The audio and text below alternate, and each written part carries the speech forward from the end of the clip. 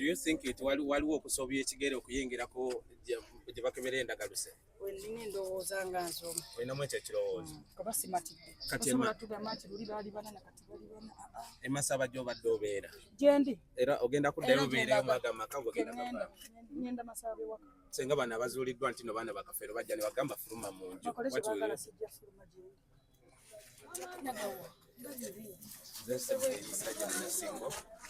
Keza tambule fembi mpola mpola.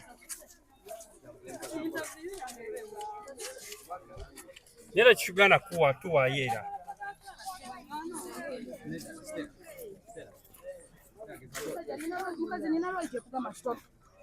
Sagala mawulire siwe kiri nemba mazemba mazi siwe kiri atitonkaka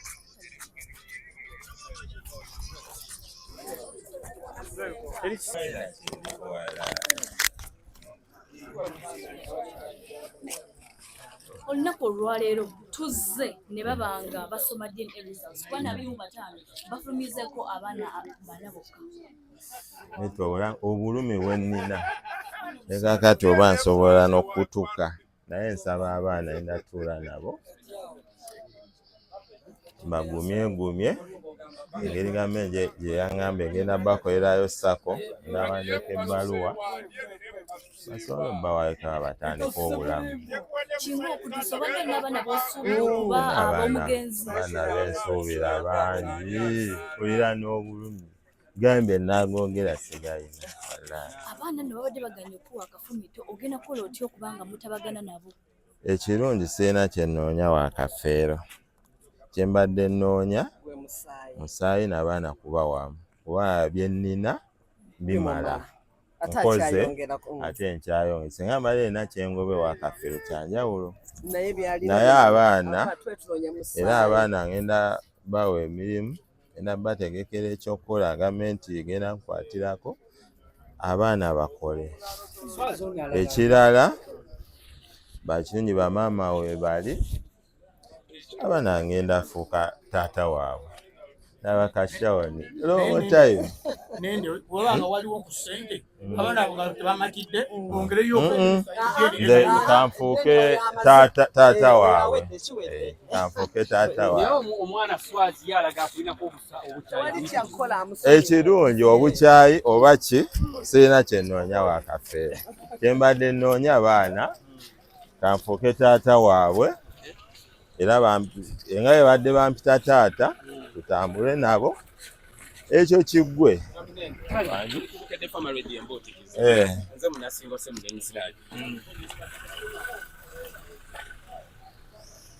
Ano mutayonka gavumenti enansonyiwa oggiwakanya naye nze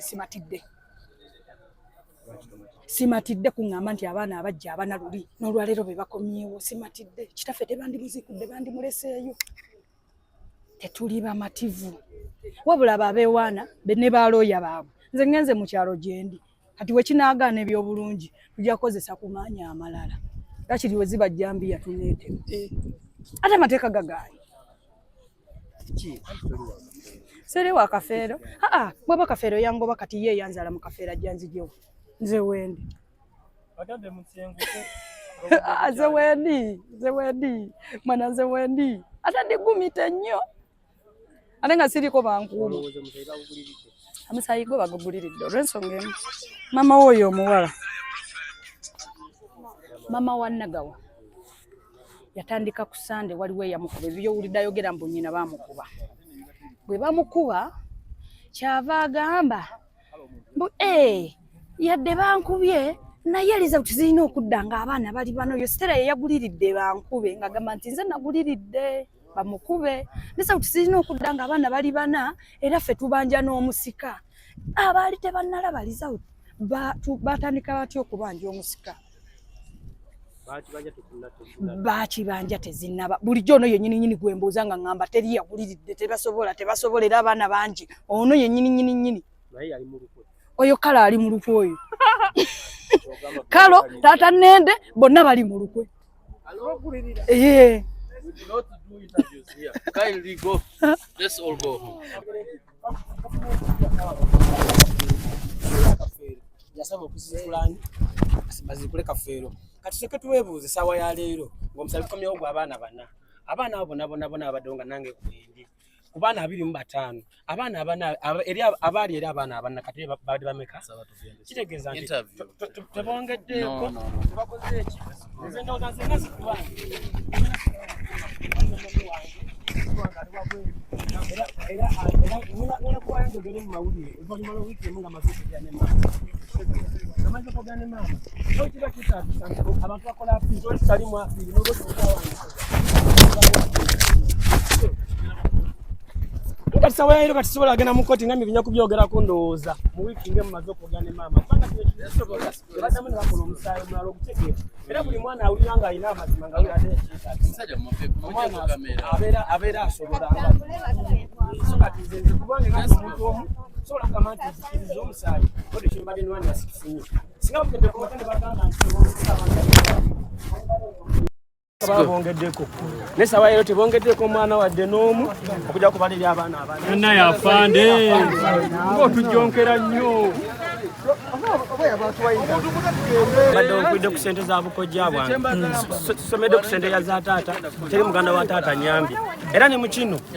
tubadde tukaana nti tukaayana kubeera abaana bakafeera abo tubadde tukaayana kulaga abaana bakafeera abatuufu okitegeera so kati nze nina okukkiriza nga nze omuntu omu apiiru esoboka tewali kitalimu apiiru wakati nze mami wange waaba alina obuyinza n'agamba oli mwana wa kafeero kitegeeza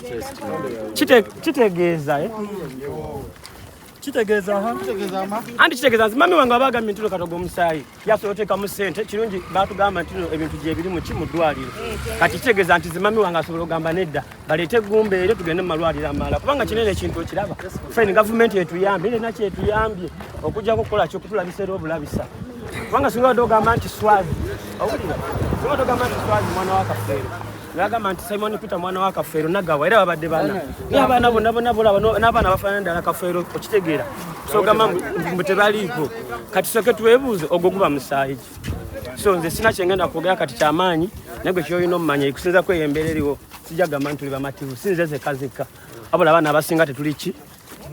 so buli ludda luvaako awangula era awangudde asobola ojjaganya nene kuba awangudde nga ye waba talina bwenkanya bwafunye era asobola okwekubira enduulu sawa ya leero kati nga gavumenti yekibaddemu tolina ogenda kukolera apiiru kitegeeza nti okujjako nga maama wakuyambye n'agamba nti baleete dyeni ezo babakeberere wabweru okitegeera okiba kisoboka obadde olina akantu konna ke wafunayo ewa Paulo Kafeero anize ettaka lye nina maama daba yaligwira maama yes ku lwange era lyogenda disigaza ate kati balyagazaaki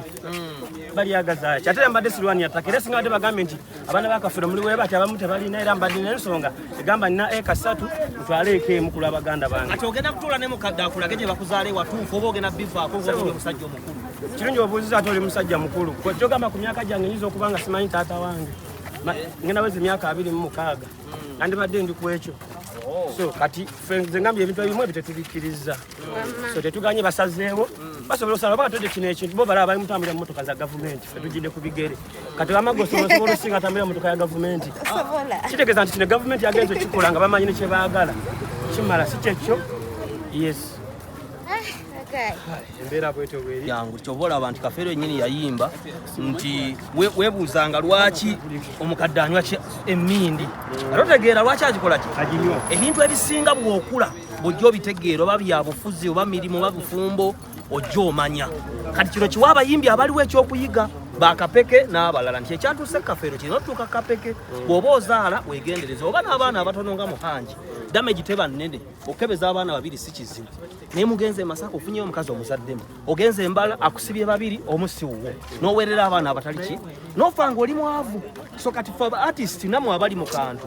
mwende mpola mukole mutya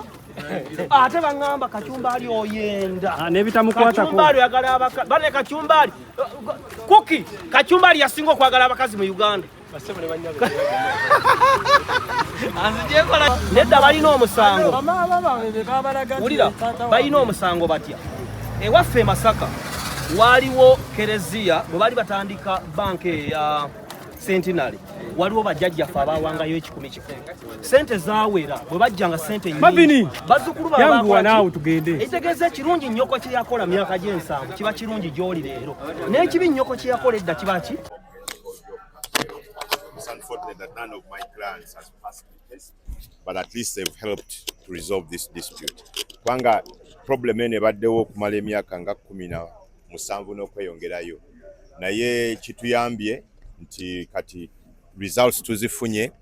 ate nga labs bbiri ze zaakoze n'olwekyo tukkiriza nti abaana b'omugenzi bali bana bokka mu bulamu bwe n'olwekyo findings ze zibassebo ne banyabo. Yeah, today we've got the results of the DNA exercise which was undertaken some time back. It was a scientific exercise, so we accept what has come out, and I believe that that is that. My instructions have ceased today because that is basically what the findings of the scientists have been. Excuse me.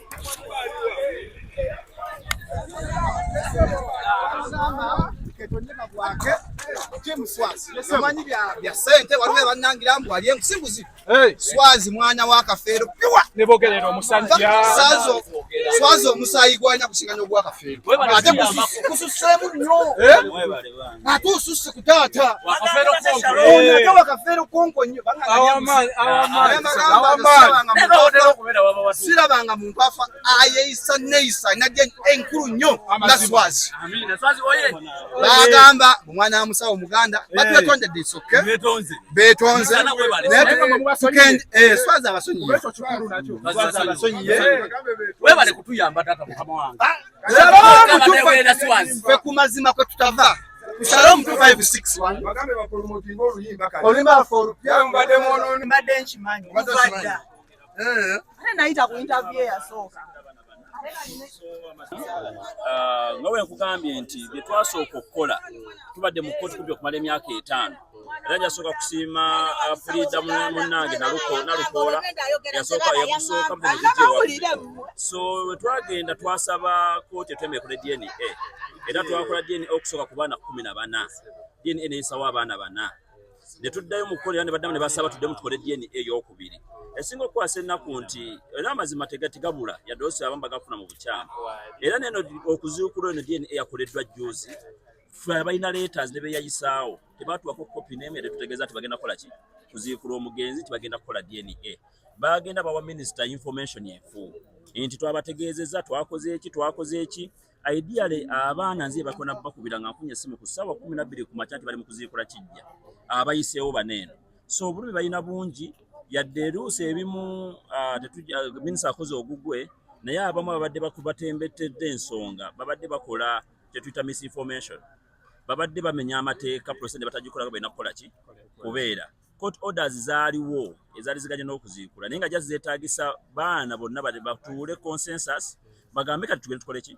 naye ekikolwa kyali kibi nnyo eky'abantu abamu genda okulimba minisita nti ate bali bonna bali engaged naye batuuka okuziikula omugenzi nga n'abaana abayiseewo mu butongole they know nothing but nevertheless obwenkanya weebuli amateeka weegali science talimba abaayitawo okusooka abana nakati be bayiseewo so it has been a tough legal battle naye justice ekoze eki and of course okusookera ddala nga tuggyeko amateeka bubeera buntu bulamu humanity alina okujja tosobola kugamba kibi nnyo oli okucelebratingira omuntu nti tayiseemu fena tuli bannayuganda tuli baana banda ya Nakalaama kikosa bubi okuba nga oli awo tomanyi wawoogwa naye bamaama bazaala abaana abo abamu nga bakyaliwo tubasaba nti tuleme kuleka baana abo tuleme bayisa bubi tubalage ekiko ekituufu gye bakola ki gye bava ekyokubiri nti nga minisita bwagambye government projects weziri mu kutambula okulaba nga tutambula okweyongerayo tuzeenyigiremu naye above all kirungi nnyo okukkiriza mu mutima gwo ate ne tweyongerayo tetwandyagadde kulaba ate abo nga waliwo abamu abakoseddwa olwa emotional torture emotional torture ebadde tuwe emotional torture ekosezzaako bano abayiseewo ekosezzaako abakoze eki abatayiseewo naye tubagamba nti tufunemu ekyokuyiga ze twagamba baklayanti baffe nti okuva ebyatandika wonna keep quiet don't engage era ndowooza asinza okutyobolebwa ku mitimagano abadde swazi naye tabuddeyo kubaako gwakola ki bw'atyo batufunamu ki ekyokuyiga nti oba oli mu lutalo nga ddala lwa musaayi lwa famire leero omusaayi gujja kuyisaawo ate gugadde ne gwali okola ki gwali ovuma naye oba oli lutalo bibaako byogera bitono twewe ekitiibwa kati essaawa eno DNA tetuyiseewo abamu ku baadde basinga okwogera ebingi ennyo basona mu nnyumba wakkamu abakwata vidiyo muzirina naye obujulizi bwonna bwaliwo buyadvice our clients for purposes of humanity mubaleke temubajja amagira abeerawo naye kati essaawa eno buli omu alina emotional torture omu ali mu nnyumba ojja kwekanga nga bayiro abalina okuvaawo kuba si mwana waki si mwana wa kafeero abamu bateekako zikabyeti ku byapa nga abalina obuyinza babutambuza kibagamba nti ebyapa byakyuka tibaatuula tewali kyapa kyakyuka ekyapa kiri kimu kisoba ba administrator era abayiseewo naye ate waliwo abateekako caveats emisango gibadde gigenda mu maaso abamu nga balina n'okuyirira costs kikwasa ennaku akutereka nti ogenda wane eno nti emisango gibadde gitambula mu kooti ng'onoonya n'oteekako record process service abinga ekansolo zige n'agaano zikwata gagamba siri lawyer waabwe naye nga tuwe tujja mu engagements like this is the official chief is the official lawyer so balawyer tubeere ne duty eyadvising aba clients baffe genuinely kati abamu balina okuyiyiririra ensasula ze bajja bayitamu ani agenda oziyiririra twabasaavinga mwebuzaabuza twabasaavinga bakanso mukola ki mwebuzaabuza application gyeziri mwatyaho caveat mwagano kola ki okuzijjako badi bisota bakole ogwabwe so mbasaba tukakkane amateeka tugawe ekitiibwa ebivudde tubiwe ekitiibwa ate mulabe engeri muyinza okonsolingamu nabaneeno abayiseewo kubanga be baba banja costing law basonyiwa nga bali babasonyiwa golowooza kiro ekyokubeera nti abaana babadde balowooza abaana bagenda kuba bangi okubanga ennamba gye basomye okubeera nti babadde balina okubeera nga abaana basukkako mu bana kino tekirina ngeri gye kyenyamizaamu bantu olowooza mu ngeri emu oba endala no of course mu buntu bulamu era kirina okikwenyamiza era kituwa ekyokuyiga nga ffe abantu abalala okuva wabweru no matter tugibaddemu nga for like now 5 years to DNA yakolebwa ogwasooka era ne documents zirina nga ziraga obutuufu bwazo era nga we bwalaga tebukyuse na bineeno naye tuyiga mu ki ekyokuyiga nti si buli lwofuna ettutumu ne buli lwofuna ssente ng'omusajja baako engeri gy'olina okwetangira ebizibu by'ensi ebisibuka mu maka kati bino byonna tebibadde kugambwa abamu tekibadde nti baagala bintu abo tekibadde ki obuzibu tebulina ku baana bano abavuddemu obuzibu buli ku bamaama bamanye ekituufu abaana bwe bakola ki gye bazaalwa so okusinga ekikolwa ekyetukola ne kinyiga omwana kisinga nyiga mwana kisinga kunyiga basigalidde so tulowooza nti kikolwa kibi kikyamu buli mwana okudira ddala ku bamaama basaanidde okulaga abaana ekituufu okudira ddala ku the one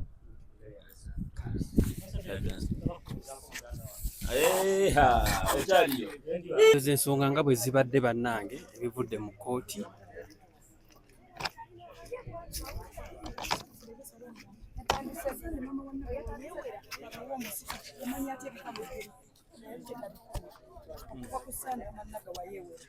baagala musika waabwe kubeera abaana bali bana